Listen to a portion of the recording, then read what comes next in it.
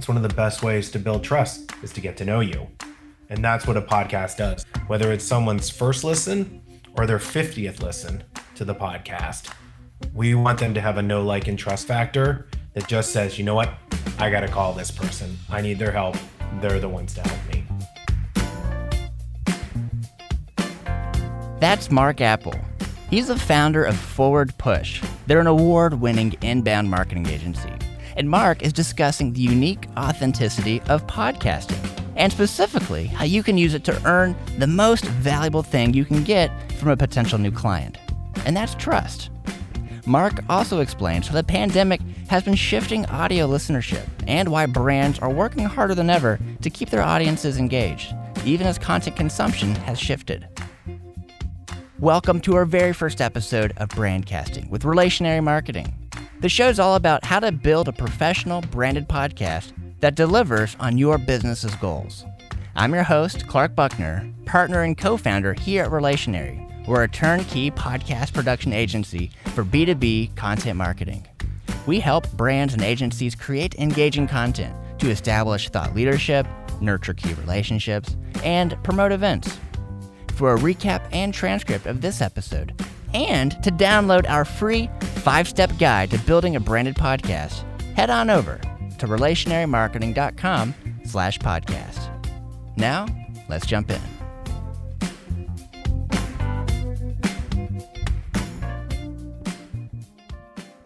I'm the founder of Forward Push, a marketing agency for small businesses and startups. Mark, man, I am really pumped to be talking to you, and it was really important to us to start off our new podcast, Brandcasting. We wanted to start off with you, actually. So you've been so much fun to work with over the years. We've had the chance to collaborate with some of your clients, and where we've provided our podcasting services, and blends really well with what you do. So super exciting to have you on the show. And we're going to be talking a little about podcasting and how it is a smart investment no matter the circumstances. So first of all, thanks so much for taking the time. My pleasure. Good to be here. I appreciate it. Yes, we do have a great partnership. It's outstanding. A+. A+. So it's really cool to see you in your zone. And I know you've got a really fantastic team built around you. And so how long have you been doing Forward Push? Forward Push has been around for 11 years now. So we started in San Francisco in the Bay Area, helping out small businesses. And then we put together a team in Nashville about 4 years ago, where you and I first met. And then about 3 years ago, we moved to Atlanta, and we've got a team in place here in Atlanta. So for a total of about 11 years, helping startups and small businesses across the country. What do you think has been the biggest change you've seen over the last decade with marketing small businesses? It's a great question. It's one that I have to answer almost daily, is that how things change so quickly and how people see something that someone else is doing and think they need to do it. So for example, a small business owner might hear that they need SEO, but they have no idea what SEO is or what makes up SEO, and also what it actually cost. Or I'll have someone come to us and say they need to do social media or they need to do a podcast. And when you ask why do you need to do this? Sometimes the answer is, well, my competitor's doing it, so I've got to do it. That's probably the hardest part, and the thing that has changed the most is that everything is so visible nowadays. So you literally can sort of, quote unquote, spy on your competitor and see what they're doing. And a lot of small business owners take that to heart and say, well, I've got to do that too. And a lot of times that isn't the right decision. So my job more often than not is educating prospects and our clients about, well, what are the ramifications of doing that? Why is maybe your competitor doing it? What does it look like if we do it? What's involved? What are the costs? What's the return on investment? And that changes every single day because the rule makers keep changing the rules every day. And by rule makers, I'm talking about the Googles of the world, the Facebooks of the world, when they're constantly changing the rules on how your posts are seen or how your blog articles are shown or how they get shown in an index when someone does a search. All those rules keep getting changed constantly over and over. And it's super hard for us to keep up. I can't imagine what it's like for a small business owner who actually has a job that isn't marketing. We've seen brands do this too, like large companies. It sounds like that common theme of, hey, they're doing a podcast, we should do a podcast too. And you have to start with the exploration of why do you actually want to do this? So you're seeing it in businesses of all sizes over the last decade, people wanting to do things just to do them. And with podcasting getting as, big as it's gotten, and it's continuously growing, and data shows us it's going to continue going up, even in times of crisis, like we're seeing right now in the pandemic. It's just continuously going up. So what are some of the tools that you found to be helpful to get closer to that why? Something we've done is we always say, what is your number one goal? Maybe 2 goals. What are you trying to do? And then that helps us see if podcasting is the right choice. So one of the things we're always asking our clients is who they're trying to reach, right? Who is their buyer persona? Who is their main client? And then taking a look at that buyer persona, that demographic, that person, and asking those questions. Well, do they listen to podcast? What social media channels are they on? Would we be better off writing guides and having people download it? There are so many opportunities for people to do marketing, small business, large companies, it doesn't matter. But if you really don't go back to sort of that question number 1, why are we doing this and who are we doing it for, right? Those are the 2 foundational questions. You kind of can get lost. And what happens is you end up spending a lot of money, a lot of effort on things that actually don't stick, that don't work. Let me ask you this. So as you think about the why and you think about who the audience is and you're exploring these different perspectives with each of your clients, I want to ask you, why did you find podcasting as something to explore? What was your why, and how did you end up wanting to provide this to your clients? And then maybe we can talk about some of the successes that you've seen with it over the years. I love podcasting, and I encourage all of our clients to do it. It is such a great way to connect with your audience. The audience has the opportunity to hear your voice. There's one thing, you can read someone's blog article and understand what they're writing, but you really can't get that feeling of them saying the words. You miss out on the emphasis. Sure, you can bold text, you can put it in quotes, you can put a graphic around it, but when you listen to a podcast, you can hear the person laugh. You can hear them stop and breathe. You can hear them make points that they want to drive home and ones they want to just sort of glaze across. And to me, that is the ultimate, right? Most people, when they listen to podcasts, they've got headphones on, so it's super intimate. Maybe they're in their car driving and it's a long commute and they're stuck in traffic, so you've got your attention. It's just such a great way to connect with someone so that they just have a better understanding of not only what you do, but you as a person. I love it. Podcasting's amazing. Oh my gosh. I love everything you just said. And you mentioned commuting. You mentioned how it's passively consumed. And we've seen data show us over the years the top 2 places people are consuming podcast content is 1, actually the highest is at home doing chores. And then number 2 has been commuting. Now, what's interesting, even in the midst of what we've been experiencing with this global pandemic at the time we're recording this, even though we've seen commuting going down, one signal that's worth noting is podcast ad revenue continues to grow.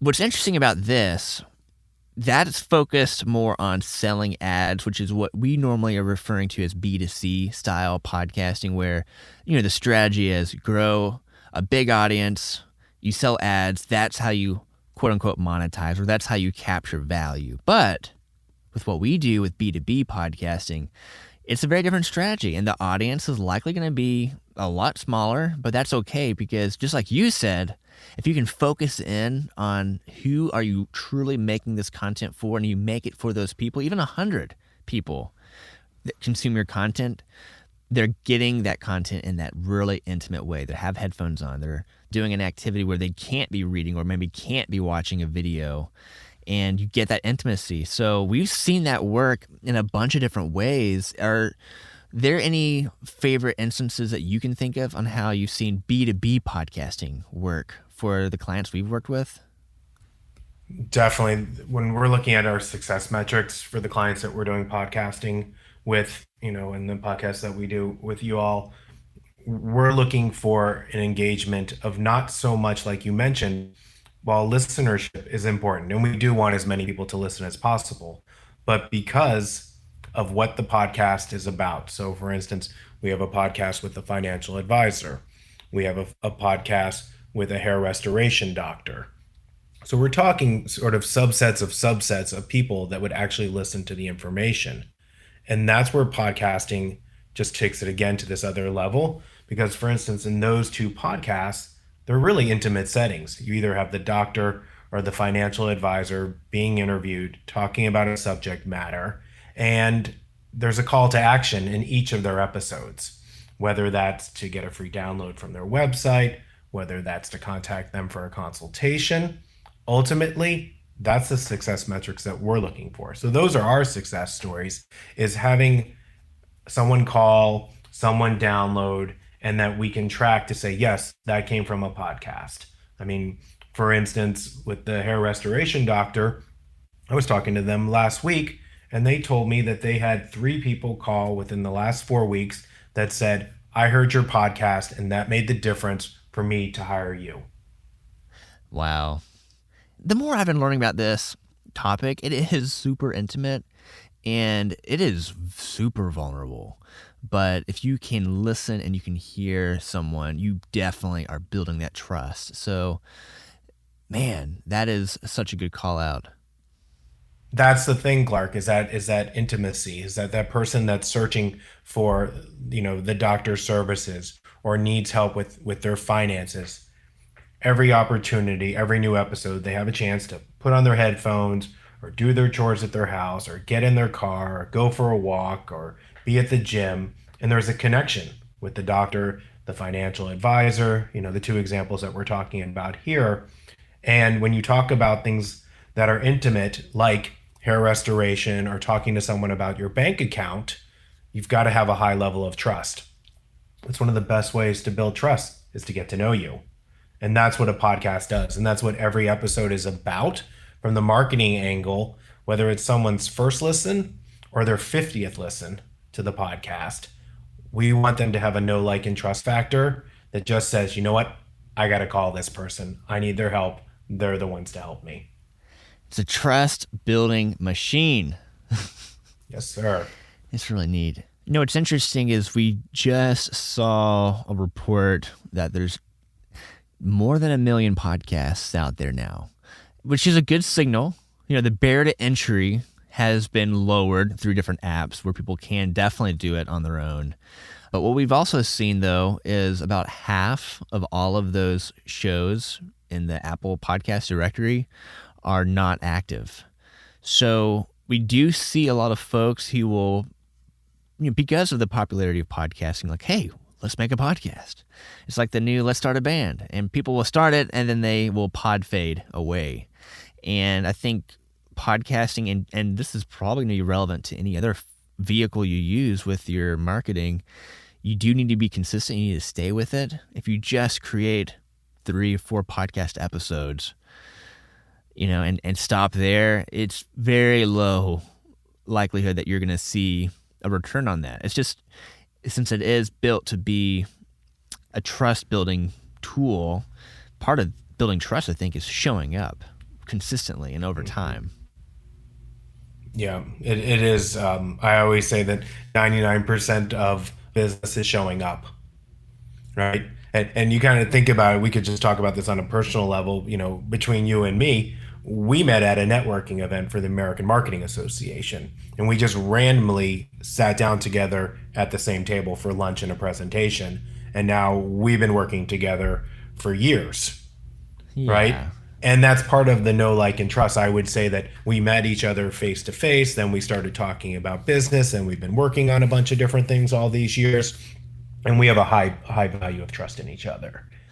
Sometimes the podcasts that we create, it may not actually be in distribution, which means it might not actually be something that you can find in Apple Podcasts. I don't want to get too in the weeds here, but the point, though, is a lot of times that we're creating this podcast content, and using the power of audio, it all comes down to what the goals are of the client. So one of our clients is the Nashville Software School. Been working with them for several years, and technically the interviews that we do with all of their graduating students are not in Apple Podcasts, but they are embedded on a blog post, and you can listen to these. And there's a whole bunch of reasons why this has been a great project for them and a great tool for them to use for their students, their recent graduates, to basically get discovered by some of the different employers they work with. It gives them an asset to share once they graduate. It also encourages future students who might be interested in the Nashville Software School.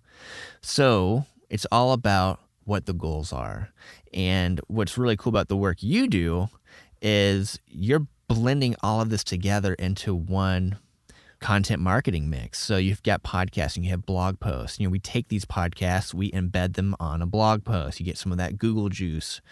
You get some of that additional accessibility. You get content that now you can put in your newsletter. So podcasting, when it works best, it's incorporated in a larger content marketing mix. That's 100% correct, Clark. That's the thing I love, is that we can write a blog article on a topic. So we have text. We can design an infographic about some of the points in that blog article, the text. And the third part is creating a podcast, an audio version talking about the topic that the blog's written on. So when you think about it from a perspective of a user, some people are more than happy to read a 1,500, 2,000 word article on any topic in the world. There's other people that will never get past the first paragraph of that article. They'll go right to the infographic and just look at the pictures and pick up the main points. But there's another segment of the population that will say, I'm not reading it, I'm not looking at the pictures, but I'm more than happy to spend 30 minutes listening to a conversation about this topic and getting involved in listening to the podcast. And that's the best thing, is when you treat sort of your branding, your marketing, your assets as an ecosystem and say, well, there's people that read, there's people that look, and there's people that listen. If I cater to all three, then I'm making sure my content is reachable to everyone that might want to take a listen, take a look, or take a read. Ooh, I like that. I like it. It's been interesting on why we just totally believe and are doubling down on the B2B focus. We've seen right now, even during a pandemic, some of the data has shown that there has been some decline with podcast consumption. However, when you look really close at the data, actually, news, business, and science, those categories are up. So some of the decline we've seen with your typical B2C podcasts that are more entertainment focused, those are going to be interrupted because, people are at home, there's a lot of other entertainment options when you're just stuck at home. But what's been really encouraging to see this get tested in real time, to see podcast consumption and the value of it to stay relevant, even during a time like right now, it still has a place. And there's still business to happen, whether you're in a pandemic like this or not. Yeah, and I'm agreeing with you on that. It goes back to something you said. It's really the value of the podcast, and it doesn't matter what's happening in the world, right? So certainly our attention is being pulled in all different directions, like it's never been before. That's a fact. I was thinking about my own podcast listening, because obviously I'm a huge fan of podcasts. I have, constantly they're downloaded automatically onto my phone, and I'm listening to them through my headphones. I'm listening to them when I'm going for my walks. I'm listening to them when I'm commuting. And I definitely have slowed down a little bit because of just being pulled in different directions all of a sudden. But for the most part, I still need those podcasts in my life. I'm consuming a little bit less, but it's not something I'm saying, hey, I don't have time for. And I think that goes back to the value of the podcast, because the podcasts, if they're done right, they're sort of real-time information. They're talking about what's happening now. So for instance, some of the marketing podcasts I'm listening to, they're talking about, well, how do you market in COVID-19? What are we going to do after this when it comes to marketing? I'm on a Facebook Live tonight where they're looking at a bunch of different ads that focus around sort of coronavirus and how different companies are marketing. What does that mean? It's sort of a critique session. Those are sort of the things that are happening right now that make podcasting relevant. Well, Mark, what else has been on your mind and heart during these changing times? Has that made you change the way you think about content marketing? Has there been any discoveries you've made along the way? And again, I don't want to date this content, but since this is such a big impact on the world, I think it's definitely worth flagging as we roll out our new podcast to give an important mention of what's happening around us. I think one of the biggest discoveries that we found during this pandemic is making sure that we were going back and really looking at clients' websites and what pages are surfacing to the top. And so that, I mean, of a website that's got hundreds of blog articles over many years, are there certain articles that all of a sudden are starting to bubble up? An example is, we found this on one of our clients, that a blog article from 2015, so one that we had completely forgotten about because it was a timely topic in 2015, and the title of the article was, "If I lose my job, how will I be able to pay my bills?" Which is a article that you could write today. But because that article was written in 2015 and it was well optimized, the last couple of weeks it's been their number one article, the most viewed article on their website. So we immediately had to go in, we updated the content for 2020, and now they've got a relevant article on their site with other useful information that was written in 2015. So it is, as a marketing agency, and even for a small business owner, taking a look and seeing what opportunities are there, because what we're finding is people's habits are changing. We're changing. The entire world is changing through this. And I think this lesson of sort of the what's bubbling up in this case is something that we'll be able to take with us going past what's ever happening in the world today. I like that concept of reusing, recycling, finding new ways to use content you already have. And it's also easier. You were describing earlier, some people might want to read, they might want to watch something, maybe they want to listen to something, but it's probably also similar to think about your thought leadership or your experts, your subject matter experts. They might not want to write a full page blog post, but hey, they'll talk, and then you can create that into a blog post for them. So not only is podcasting, can it be easier for the consumer, it can also be easier for the content producer. Yeah, I love that. I can tell you, we have some clients that is one of the ways that we sort of get the information out of their head and onto us to write their blog post for them, is we literally say, let's sit down and record you talking. And it's just like a podcast setting, because it's so easy for people to speak when they're knowledgeable about a topic. They can just ramble on.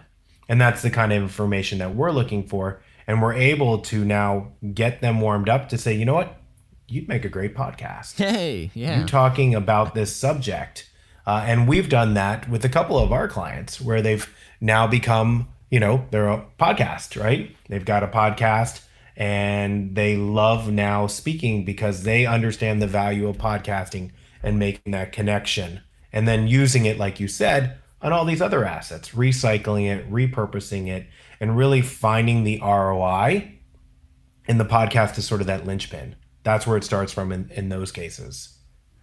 Absolutely. Well, Mark, I have so enjoyed this. I think this is a great way to kick off our new podcast here at Relationary. We've been working on this for a little bit. I'm so happy that we could have you on our kickoff episode to talk about podcasting and how it's used in content marketing, because ultimately we want to create assets that are getting used and getting consumed and helping our clients' goals get pushed forward. So, hey, thank you again. What's a good way for someone to learn more about you and the team over at Forward Push?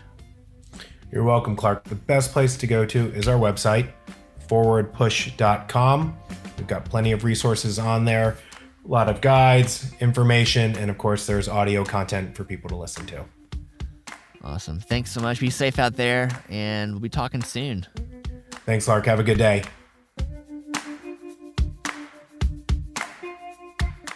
Hey, thanks so much for listening to Brandcasting with Relationary Marketing. We're a turnkey podcast production agency for content marketing, and we'd love to hear from you. For a recap and transcript of this episode, and to download our free 5-step guide to building a branded podcast, visit relationarymarketing.com/podcast. And if you enjoy this content, please follow, rate, and review the show wherever you get your podcasts. We'll see you next time. Brandcasting is a production of Relationary Marketing. This episode was produced by Darcy Mack and executive producers Clark Buckner, me, and Chuck Bryant, with editing support from Dylan Caro, and music by Jess Gromit. Additional production support is provided by Anthony Luciani, AJ Myers, Riley Wallace, and Jasmine Merriweather.